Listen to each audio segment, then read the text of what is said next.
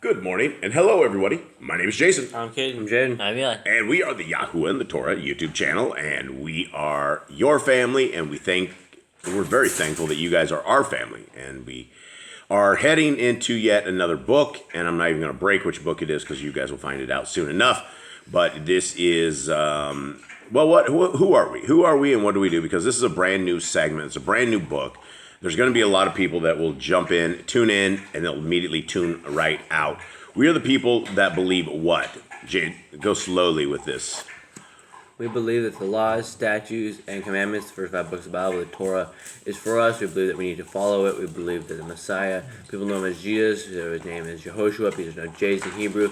We believe that he is our Messiah and that he died for us. He died for us. And so we truly believe that all the laws, statutes, and commandments that are found from the first book to the Deuteronomy is the guidelines for life. It is what we base our life on. It is what we tell everyone that they should base their life on. And it's not that we tell them they should do it, but if they want to seek a kingdom, if they're looking for the kingdom to come, if they're looking for what the Christians are always calling this rapture and all this heaven, the only way that we are ever going to find that road and to find this path is by being obedient to our Creator.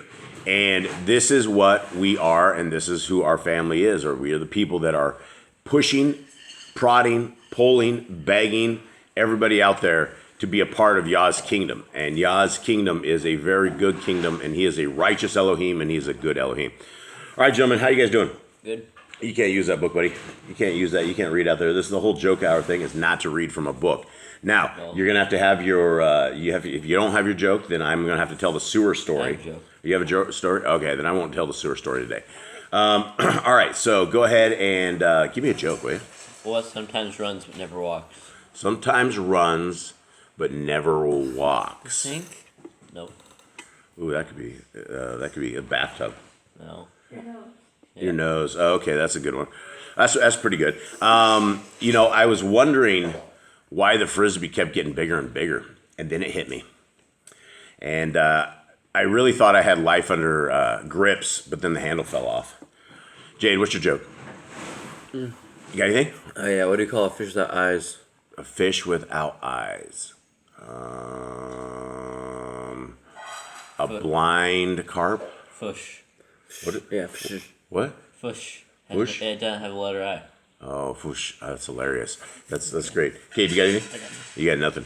All right, so I guess I'll save the sewer story for another time that we don't have anything, because the kids weren't real happy. The one time I was going to tell the sewer story. You guys okay with me telling the sewer story? Yeah, I don't care. Yeah. All right, that'll be for another day. We'll save that. All right, so we are into the book of, anyone want to take a guess? Anyone gets it? Gets a drum roll? Wait, you told us. Did I tell you? Yeah, how do Yeah. you know? Oh, then told tell me. us.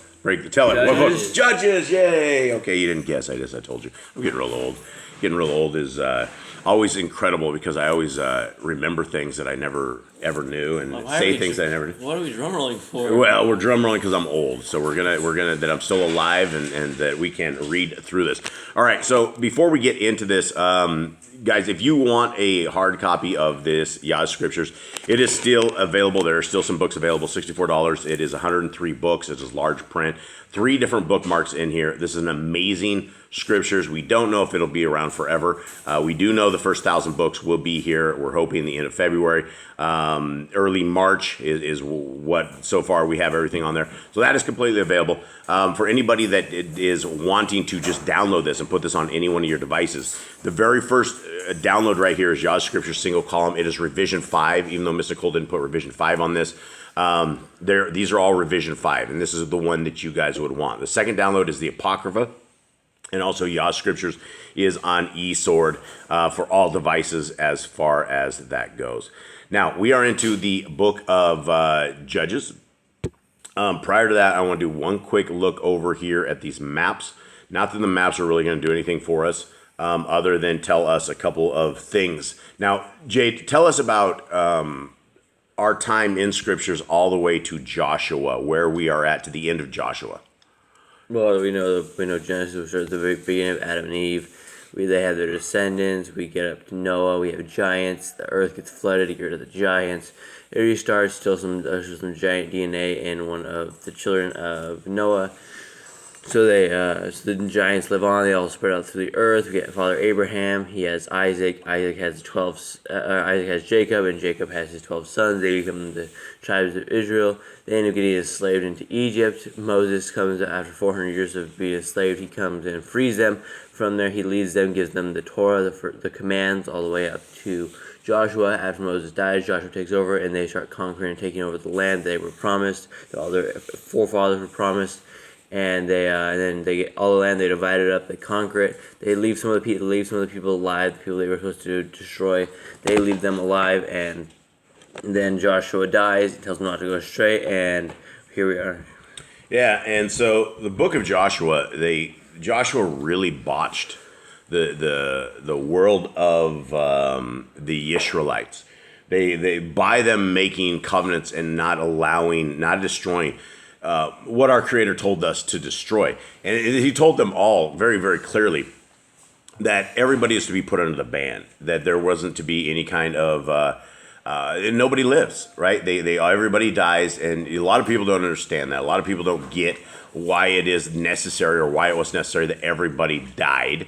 And it was to clean up the DNA. Our Creator has a huge thing with DNA becoming corrupted and DNA just becoming jacked.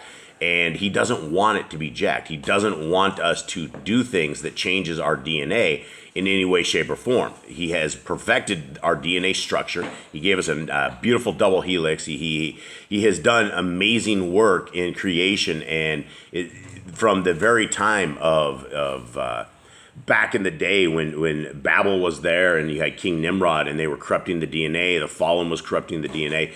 That was the whole point, is that we were supposed to clean up humanity, and it never happened. And what we're going to learn today and what we're going to continue on today is that Yisrael cannot obey. Even the last two chapters of Joshua, the people said, we are going to do what our Creator says to do. They said, we are going to serve our Creator.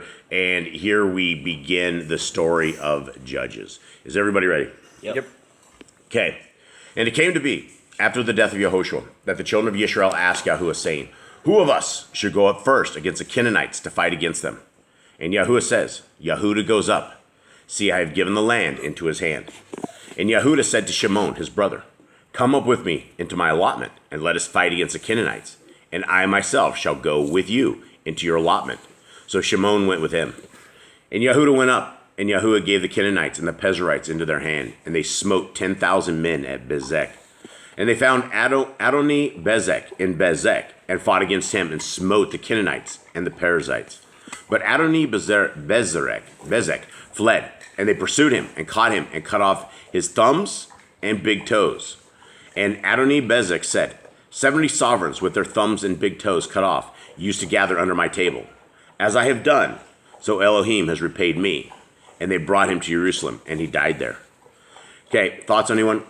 Big toes, I guess thumbs cut off? That's a weird way to, begin to kill someone, but I guess that's what they did. So it wasn't a way to begin to kill somebody. That was the way they were supposed to live, without big toes and big thumbs, right? What would that do if you did not have big toes? Swords run around. You wouldn't be able to pick up swords. You wouldn't be able to run around very well. You're going to hobble everywhere you go. You're not going to be a threat to anybody, right?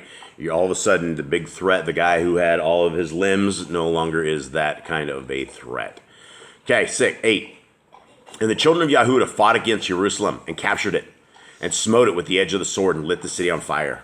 And afterward the children of Yehudah went down to fight against the Canaanites who dwelt in the mountains and the Negeb and in the low country. And Yehudah went against the Canaanites who dwelt in Hebron. Now the name of Hebron was formerly Kiriath Arba. And they smote Sheshai and Achiman and Talmai. And from there they went against the inhabitants of Deber. Now the name of Deber was formerly Kiriath Sefer. And Caleb said, he who smites Kiriath Sefer and shall capture it, to him I shall give my daughter Achsah as wife. And Othniel, son of Kenaz, Caleb's younger brother, captured it. And he gave him his daughter Achsah as wife. All right, so... This is the exact same story. Huh? It's the exact same stories before. Yeah, we heard this before, right? Yeah, and Joshua talked to us. I don't know if here it's out of order, or out of order in Joshua, or just recounting the story. Yeah, why are we recounting that? And we were a little upset the first time because we thought it was like brothers that were marrying the daughter or something like that. What is the relationship of Othniel? I think like nephew. Cousins like that, right? Yeah, cousin. It was cousins, I think. Okay, 14. Yeah, this is weird though. Well, I mean, we've already heard the story, but we don't know why it ended up into this. Did you have something mystical on this? All right, 14. And it came to be when she came in. Did we do 13? Do 13. And Othniel, son of Kenaz, Caleb's younger brother, captured it, and he gave him his daughter Aksa as a wife. And it came to be when she came in that she urged him to ask her father, for a field. And when she got off from her donkey, Caleb said to her, "What is the matter?" So this is interesting. Wasn't she asking her husband to ask her dad? And No, I thought she came and asked her. And Othniel, son of Kenaz, Caleb's younger brother, captured it, and he gave him his daughter Aksa as a wife. And it came to be, when she came in, that she urged him to ask her father for a field. So she asked her husband to ask her father, right? Yeah, but in there I thought she was on the horse, she got off, and he's like, "Why you look displeased?" Well, that's the thing is she wanted him to ask her father, and then right out of the gate, she starts talking to her. So I don't know what this story is all about exactly, but let's continue on. And when she got off from her donkey, Caleb said to her, "What is the matter?" And so it's like the husband, well, first of all, my husband wasn't strong enough to come ask you, Pops, for some land. So here I am. I'm going to be asking you for this land. That's part of my matter, obviously. Okay, 15. And she said to him, "Give me a baraka. Since you have given me land in the Negeb, give me also springs of water." So Caleb gave her the upper springs and the lower springs. And the children of the Canaanite, father-in-law of Moshe, went up from Tamarin, with the children of Yehuda into the wilderness of Yehuda, which is the south of Arad. And they went and dwelt among the people. And Yehuda went with Shimon his brother, and they smote the Canaanites who inhabited Zephath, and put it under the ban. So the name of the city was called Korma. And Yehuda captured Azah and its border, and Ashkelon and its border, and Ekron and its border. And Yahuwah was with Yehuda. So they took possession of the mountains, but they were unable to drive out the inhabitants of the plain, because they had chariots of iron. And they gave Kebron to Caleb, as Moshe had said, and he drove out from there the 3 sons of Anak. However, the children of Benjamin did not drive out the Jebusites who inhabited Jerusalem. So the Jebusites have dwelt with the children of Benjamin in Jerusalem to this day. And the house of Joseph also went up against Bethel, and Yahuwah was with them. And the house of Joseph sent men to spy out Bethel. Now the name of the city was formerly Luz. And the watchmen saw a man coming out of the city, and they said to him, "Please, show us the entrance to the city, and we shall show you kindness." So he showed them the entrance to the city, and they smote the city with the edge of the sword. But the man and all his clan they let go. And the man went to the land of the Kittites and built a city, and called its name Luz, or Luz, which is its name to this day. And Manasseh did not dispossess Beth Shean and its villages, nor Ta'anak and its villages, nor the inhabitants of Dor and its villages, nor the inhabitants of Libleam and its villages, nor the inhabitants of Megiddo and its villages, for the Canaanites desired to dwell in that land. So right out of the gate, you have all of these different tribes, and they have all failed, and they all let the inhabitants of the land just right out of the gate, just stick with them. So this is why they ended up getting completely owned, because they were not supposed to hang out with the people of the land. The people of the land are worldly, and we're not supposed to be worldly. And these people are corrupt as well. These people have giant DNA. Yeah. And these are the people that come to plague them for hundreds of years later. Yeah, and it never stops. Okay, and it came to be when Yisrael was strong, that they put the Canaanites into compulsory labor, but did not completely drive them out. Neither did the Ephraim drive out the Canaanites who dwelt in Gezer, so the Canaanites dwelt in the midst of Gezer. Neither did Zebulun drive out the inhabitants of Kitron, or the inhabitants of Nahal. So the Canaanites dwelt in their midst and became compulsory labor. Neither did Asher drive out the inhabitants of Acho, nor the inhabitants of Zidon, nor of Achlab, nor of Achzab, nor Kelba, nor Aphik, nor Rechobab. These are tough names. So the Asherites dwelt in the midst of the Canaanites, the inhabitants of the land, because they did not drive them out. Neither did Naphtali drive out the inhabitants of Bet Shemesh, nor the inhabitants of Bet Anak, but they dwelt among the Canaanites, the inhabitants of the land. And the inhabitants of Bet Shemesh and of Bet Anath became compulsory labor for them. And the Amorites pressed the children of Dan into the mountains, for they would not allow them to come down to the valley. And the Amorites desired to dwell in Mount Keris, in Aelon, and in Sha'alabim. But when the hand of the house of Joseph became stronger, they became compulsory labor. And the border of the Amorites was from the ascent of Acharim, from Selah, and upward. So we can see that they're already getting So into captivity. it was Manasseh that failed this. Who else failed this, guys? Zebulun, Zebulun right here failed this. Asher, Naphtali. Naphtali. Asher, Naphtali, everything. Dan didn't even get their land. Yeah, kind of the upper side. Yeah, so it's like the northern side didn't make it happen. But Judah, we know Judah took out their people, right? Yep. And Benjamin didn't either. Benjamin didn't drive the Jebusites. Yeah, and so anyway, we have more than half of the tribes that disobeyed the word of our Creator, and here we are today. So there we go, everybody. This is the very first book of this. We hope that you guys will enjoy this as we read this. And if you guys have any questions, put them down there. If you guys have any comments, definitely put them down there. And we appreciate your guys' time and loyalty to this family, loyalty to the kingdom of Yah. We love y'all, and we hope that you have a wonderful day.